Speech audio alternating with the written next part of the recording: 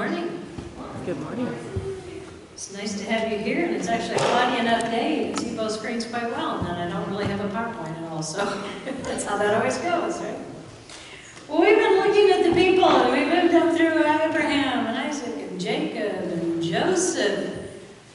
But today, I'm not really going to jump into Moses. We'll just touch a little bit on him, but I want to focus on the people that we don't normally talk about. And that would be his siblings. His mom, and his wife. Who here even knows any of them? Well, hopefully you at least know his brother, Aaron, because he becomes the high priest for all generations will come after him. And Miriam, his sister, is the one who watches over him, and she becomes a prophetess. She's actually right along with Aaron. So we're going to kind of just poke around. There's so much. So no, I'm not going to stand here and read 4 books of the Bible today. I'm just going to read one chapter in Numbers. And we'll just kind of pick a little bit through, because hopefully you know the stories. But we're going to look at Numbers chapter 12. This is after they've been rescued from Pharaoh and his army, and they're in the wilderness, and after a lot of stuff's gone on, Moses is married, and he marries an Ethiopian woman, but she's the daughter of a priest. So picking up at chapter 12, it says, "Then Miriam and Aaron spoke against Moses because of the Ethiopian woman whom he had married, for he had married an Ethiopian woman. So they said, 'Has the Lord indeed spoken only through Moses? Has he not spoken through us also?' And the Lord heard it. Now the man of Moses was very humble, more than all men who were on the face of the earth. Suddenly the Lord said to Moses, Aaron, and Miriam, 'Come out, you 3, to the tabernacle of meeting.'" That's with an exclamation mark too. So the 3 came out. Then the Lord came down in a pillar of cloud and stood in the door of the tabernacle. And he called Aaron and Miriam, and they both went forward. Then he said, "Hear now my words. If there is a prophet among you, I, the Lord, make myself known to him in a vision. I speak to him in a dream. Not so with my servant Moses. He is faithful in all my house. I speak with him face to face, even plainly and not in dark sayings. And he sees the form of the Lord. Why then were you not afraid to speak against my servant Moses?" So the anger of the Lord was aroused against them, and he departed.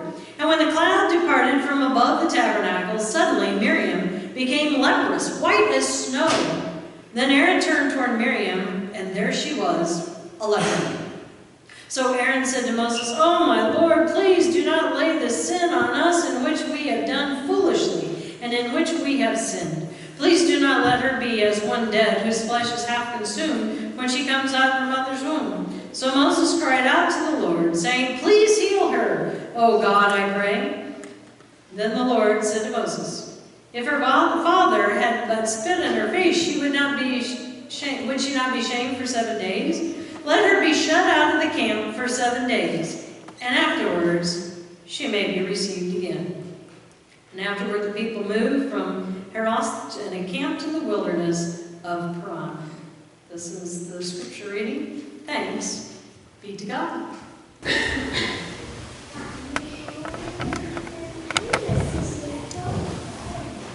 Well, I said we're going to just kind of pick around a little bit with Moses and Exodus, but it's not so much Moses, it's his family members, but it's what's transpired that's caused the other stories to happen. So we know that when Moses was born, there was something going on in Egypt. If you remember, we talked about Abraham, and God told Abraham in a dream that what? His generations would in 400 years be enslaved to Egypt. And that's exactly what happened. So 400 years has gone by. And the Israelites have grown up, and there are so many now. They are just overrunning. And Pharaoh's starting to get worried. And so he sends out an edict that all the baby boys should be killed. But the girls can live. Now here's the thing, they didn't have Egyptian midwives, they had Hebrew midwives, and they didn't go along with what Pharaoh said. So they were delivering babies anyway. And when Pharaoh asked and brought them in to find out why they had not been killing the babies. He said, oh, well, you know what? The Hebrew women are just so vivacious. They're just popping these kids out before we can even get there. And so we're not there to do that. And so then he sends out another edict. Now, I would say this is divine intervention because Moses' mother takes one look at Moses and knows there's something special, and I think God had talked to her. Because instead of killing him, she decides to hide him. Now, here's another divine intervention. If you've ever had a baby, how much can you keep that baby quiet for 3 months? Especially not if it's a colicky baby. So there had to have been a lot of divine protection over this little guy, because she hides him for 3 months, it says, until she can't hide him any longer. And then she wonders what she's going to do, and again, I would say divine intervention, because God gives her a plan. This is not just any plan. Now, if you've read any of the books or you've seen the stuff, what do we think? Oh, she put him in a basket and she stuck him in the Nile, and there's rapids and there's crocodiles and there's all this stuff, and God just happens to save him. Well, that's really not how it went down at all. It makes good movies, but that's not how it went. So on the Nile, where the Pharaoh was at, there was an area right in front that was kind of partitioned off, and that's where they went and they bathed. And she knew this, and she knew that the Pharaoh's daughter came down probably every day or every other day, whenever, and she bathed in this particular spot. So she chose that day to put her little boy in that basket, and she had Miriam go, and she put him in the reeds right there where she knew the Pharaoh's daughter would see him. And then she hid and watched. She paid attention. Her mom said, you take care of that baby boy as though it's your life, and she did. Well, of course, what happens? We know the story. The Pharaoh's daughter sees him, hears him, and she has her maid servant go get him. She brings him. Now, she sees that he's a Hebrew baby. Now, think about this. She knows the edict of her dad. All Hebrew babies should be drowned in the Nile River. She's in the Nile River. She could have flipped the basket over, but she didn't. Another divine intervention. She decides, of all the babies that she can adopt, she's going to adopt this Hebrew baby. But she also knows he's 3 months old. How am I going to nurse him? And so it's at that time that the angel nudges Miriam, and she pops up and she goes, I know somebody that can nurse him. And she goes, you say God has got a sense of humor and provision. Not only does he give Moses back to his mother, but she pays him to feed him and take care of him. Think about that. So she keeps him until he's of weaning age, which could be anywhere from 3 to 5. That they don't know exactly the dates on this. But it means he would have known his family. So Miriam was the oldest. Aaron was 3 years older than Moses. And then we have Moses. And they grow up together for those few years, and then he goes back to Pharaoh's daughter. And she raises him in the palace as though he's her own. So he knows the Egyptian ways. In fact, he works his way up kind of in the ranks.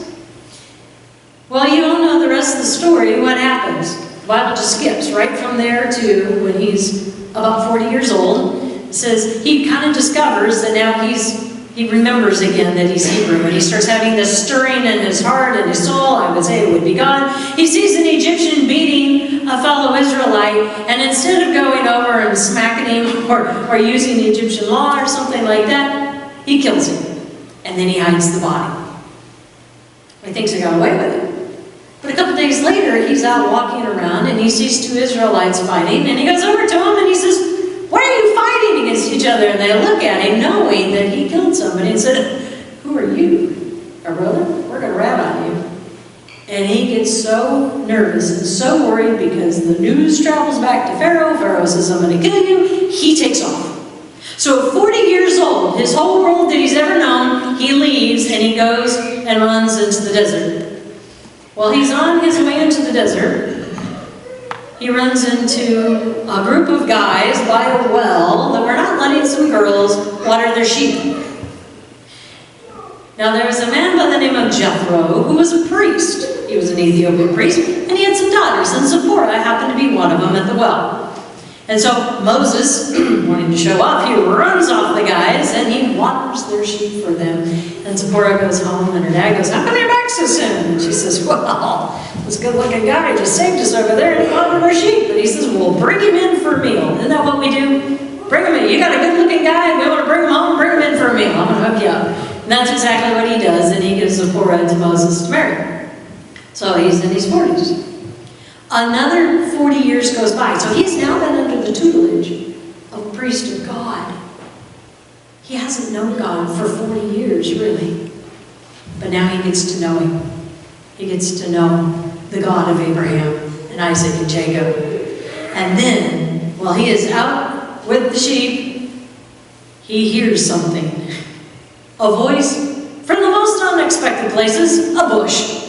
But not any bush, a burning bush. And it is there that God talks to him. And God tells him what he wants him to do. And he goes, yeah, no, that's not my thing. I don't speak very good. I'm sure I got a stutter. You ever done that? Have you ever felt like God was calling you to do something and you started making a checklist of all the reasons why you were not qualified to do it? I should have worn my shirt. I got a shirt that says God qualifies. He doesn't call the qualified, he qualifies the called. God's saying, no, I have chosen you. But when Moses puts up this little fit, finally God, I can just hear him like any parent, a big sigh, and he says, okay, well, what about your brother Aaron? The Levite. Oh, here's a clue. Anybody catch that? His mom was a Levite, his dad was a Levite, so here we have Aaron from the tribe of Levi. And he makes that point. God says, here comes your brother Aaron, the Levite. I know he can speak well, and he's already on his way to meet you. Now, okay, Aaron was in Egypt. Now, how he got away, I don't know. Moses is in the desert. Another divine appointment. Aaron is on his way to meet Moses. And so now the two are going to become the dynamic duo. They're going to hook up, and God's going to send them back to Egypt, to Pharaoh. Now it is Aaron who is now the spokesperson for Moses. Moses hears from God, but then he relays it to Aaron, and Aaron speaks. So they go to the Hebrews, and they tell him, hey, we have talked to God, our God that we have been worshiping for over 600 years. And this is what he says. He's going to redeem us, and he's going to free us. And they don't believe it until, of course, they do the signs. And then they go, yay! They're all behind him. Until they go to Pharaoh, and Pharaoh says no. And then he gets mad and says, oh yeah, you're going to make the same amount of bricks, only this time you got to get your own straw. How do you think that went over? Oops. It didn't. Because now the Israelites hate them. Because it just made their life harder. And with each one, with each plague that God keeps doing, he's hitting the different gods of Egypt with every single plague. You know the story, right? The very last one, Passover. Did you realize that the whole point of Passover, we've been looking at all the places that Jesus had been popping in and out through all the Old Testament. And here we have it again. This is now the Passover supper. It is the sacrificial lamb. It is the blood on the doorpost. And I said if you were to walk down any road in the lane in their Jewish camp, and if you would have looked at all the doorposts, the way that the blood was put across, it would have looked like crosses all the way down. It was the firstborn son that would die. Jesus was the firstborn and only son, and it was his blood as the Passover lamb. So we see that he's there. We know that they get to leave, and they cross the river, and they come into the promised land, and it's after they cross the river that Miriam gets to come on the scene again, and she sings the song of Miriam, and it's part of what we did for our call to worship. Blessing God and praising God, and that song to this day is still sung by any Jewish person. They know it by heart. Why not to forget? Because of God's faithfulness and of his glory and of his holiness. You should read it. It's pretty cool. Then they get into the desert. They get see the promised land. God goes, here's your promised land. And they look, and they send spies, and they come back, and they go, there's giants! And they don't trust God. A God who's just done 10 plagues. A God who has just parted the Red Sea, and they walked on dry ground. Not mud, but dry ground. They get on the other side and they go, oh, God's not big enough for that. Let me ask you this. In your life, You know all the things. If you were to write down everything on a sheet of paper that God has ever done in your life, that He's answered a prayer, you probably have to flip that sheet over a couple times, right? But then, knowing all that, when God asks you to do something, to face something really, really tough, have you said, well, I know you did all that, but I don't think you're going to be able to do this. Or, I don't feel qualified. Or you picked the wrong person for the job. That's why God sends them into 40 years of wandering in the wilderness, because they didn't trust God. And they haven't known Him for over 400 years. When He wrestled with Jacob was the last time that God was on the scene. He has to build that relationship again. So for 40 years they're wandering. For 40 years God provides. They complain and they complain and He provides. And then we get to the part where He actually tells them, He gives them a decree. Now we think that the Ten Commandments didn't happen until He wrote them on stone, but actually God orally gives them the Ten Commandments, pretty much. But the first one, the main one that He tells them, do not make any graven images. Do not follow after the foreign gods. Do not. How many times have I got to say do not? As a parent, have you ever said that? Do not. And then He says, I love this, because in chapter 23, verse 20, He tells them, 23, He says, do not lie about people. This was the next one. Don't make false accusations about people. And then He says, do not follow the crowd when they are doing the wrong thing. Oh, how about if your friends jumped off a cliff, would you jump off too? Have you heard that one? Did you know that was scriptural? God said, don't fall into peer pressure. If everybody's deciding, I don't care if they're doing the wrong thing, don't do it. Am I the only parent that's had that talk with my kids? I know that usually when you say don't, they what? Do. And if you just say don't, that's usually what happens. That's why my philosophy was always, this is the why you don't. Oh, you could do that, but this is what will happen. To the point that they go, yeah, no, I don't want to do that. Well, you would think, right? You would think that that's where they would be. Nope. But then God takes Aaron, and He says, I'm going to set you apart. Now they get into the part before the Ten Commandments. I want you to realize this. They had made a tabernacle, and they had made the Holy of Holies. And He set Aaron as the chief priest. And he had special garments that he had to wear. And at the bottom of his garment, he was supposed to put bells and pomegranates all the way around the hem. Why? Because when he was doing ministry, ding, ding, ding, every time he walked, everybody heard it. Going in and going out. And God said, this may seem odd, but God said, you must do this every single time. If you do not, you will die. Would you like that if God gave you a command and said, even one that maybe you didn't understand, it didn't make sense?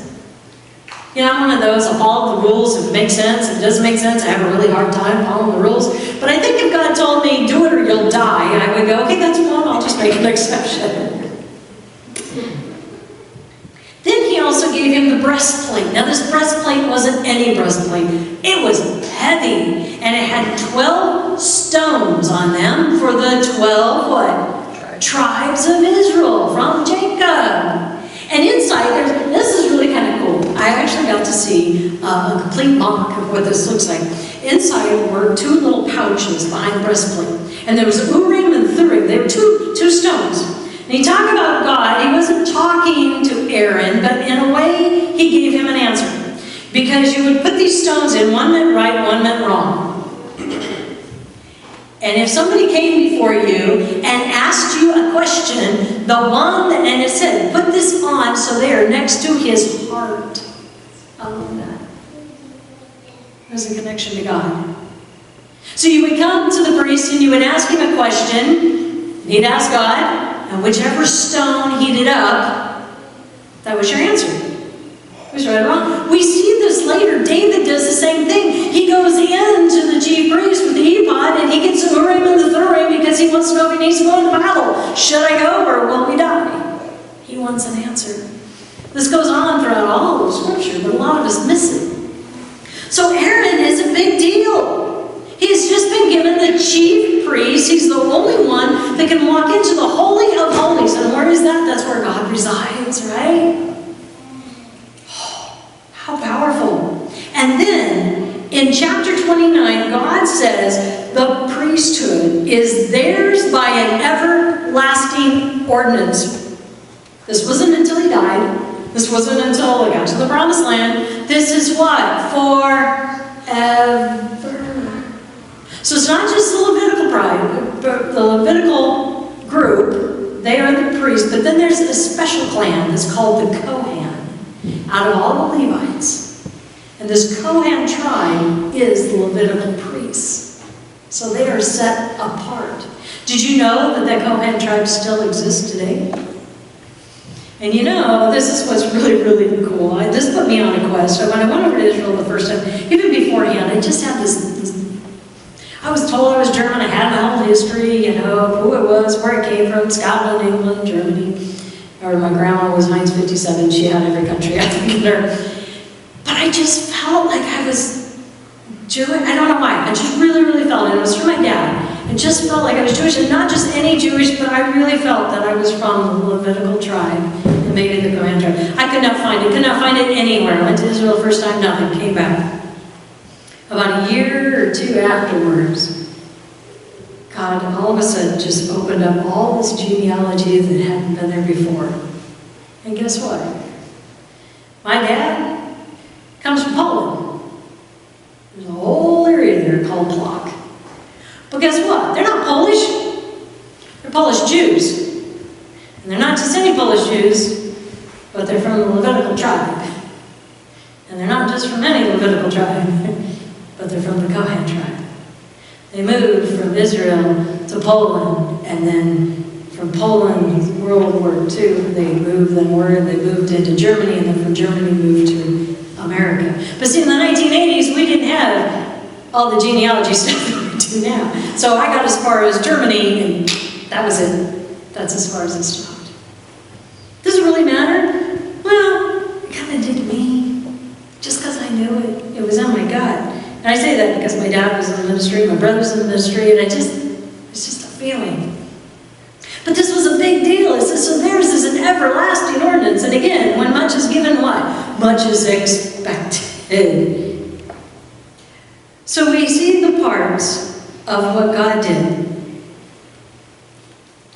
After all of this, now, God says to Moses, I want you to take you and Joshua and Aaron, and I want 70 of your elders, and I want you to come up the mountain, and I'm going to meet them. I'm going to have lunch. How would you like to have lunch with God? How would you like that invitation? I wonder if it's in calligraphy and Hebrew or what. They do. They go up the mountain, and they see his feet, they see his legs, and they dine with him, and they have lunch, and God talks with them. And then he tells the 70, you can't go any farther. But he tells Aaron and Joshua, you can come up. And so they go up farther on the mountain. They see his knees. He sees his thigh. And then, no, Aaron can't go any farther. And then it's Joshua. He can go a little farther. And then Moses says, okay, you got to stay here. And then Moses makes the rest of the ascension up into the mountain where he is with God. And it is there that he's there for 40 days. Now, this is an Israelite group, right? 70 of the elders just have lunch with him. And yet 40 days goes by and they go, we're never going to see Moses again. He's left us out here in the wilderness to die. God doesn't exist. How easy we turn our back on God. And it's during that time they convince Aaron, the chief priest, to make a golden calf. Think about that. What was the first thing that God said, don't? And then he tells Aaron, if everybody wants to go that way, don't follow. And what does Aaron say? Give me all your jewelry. And then he tells Moses, I don't know what happened. And just poof, the golden calf came out. Yeah, kids say that? I don't know what happened. It just showed up. So Moses gets so mad, he melts down the calf and he mixes the gold with the water and he makes them all drink it. remember. And then he goes, well, I should say when he was coming down, I missed that part. When he was starting to come down, because of the golden calf, God had given him the first set of 10 commandments, and that's when he throws them down and he breaks them, and then he has to go back up the mountain again to get another set of 10 commandments. But God had already told them orally what the commandment was before, but they didn't follow it. So now it's in stone. And he comes back down. And so this is where we get. They go all the way through. They've been in the wilderness. God's provided when they need it. He's given them water. He's given them food. No matter how much they complain, he has been there. He was there in a pillar of fire by night and a pillar of cloud by day, walking them, being with them. And now in Numbers we read is when Miriam and Aaron start grumbling about Zipporah, Moses' wife. Have you ever had a conflict with an in-law? You ever had an in-law you didn't like?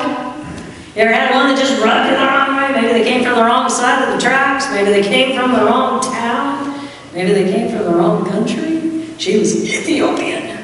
You ever heard Dad's a high priest? No matter. She was Ethiopian. And they were grumbling. We know a little bit about Zipporah.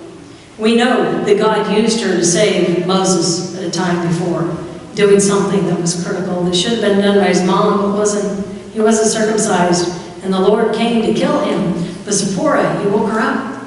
And she circumcised him and saved him. We know that much about Zipporah. But they grumbled. And what did God say? You three get out here now. Don't make me come down there. And he did. Set a pillar of smoke. Right there at the tent. You're done as a parent. And he tells them, who do you think you are?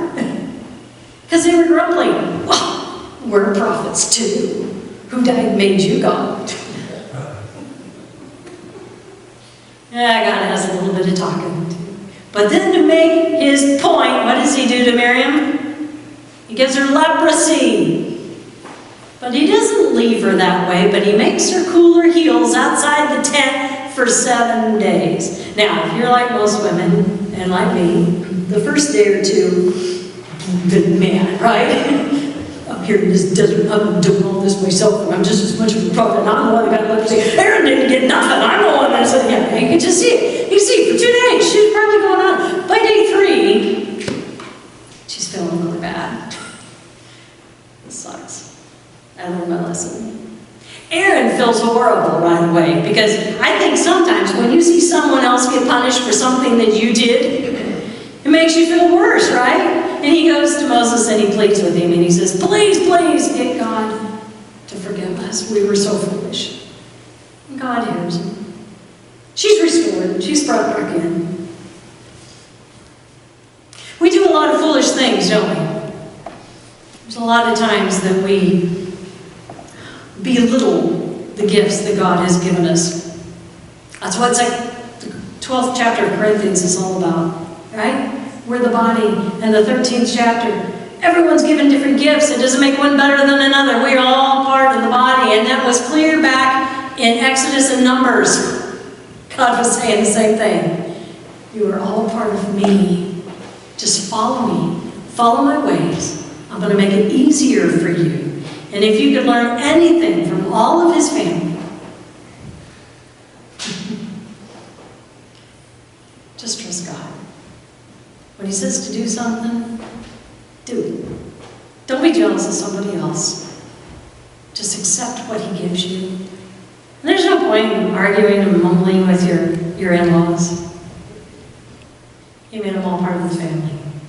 For a reason, whether we see it or not.